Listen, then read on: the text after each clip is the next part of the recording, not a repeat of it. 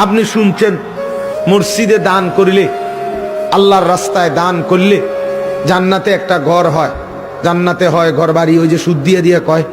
তা আপনি তো সারছেন, মাশাআল্লাহ, জান্নাতে তো আমার ঘর দুয়ার হইছেই, আর সমস্যা কি? আমি আর নমাজুর মুখিতাম, আপনি এখন বন খাইবেন, বিড়ি খাইবেন, আর চা দোয়ানে গপ মারবেন, আর বেহেস্ত যাইয়া হুইয়া লাইবেন। বাহ, কি রঙে দোয়ান বাহি খায়, কাকুর রং দেখছেন নি আপনি? এবার বেহেস্ত যাইব।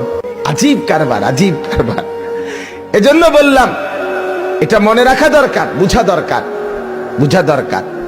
একটি ইবাদত, প্রত্যেকটা আমলের, নামাজ বলেন, রোজা বলেন, হজ বলেন, যাকাত, জিকির, তেলাওয়াত, তাসবিহ, দান, সাদাকা, সব আমলের এত এত নেকি।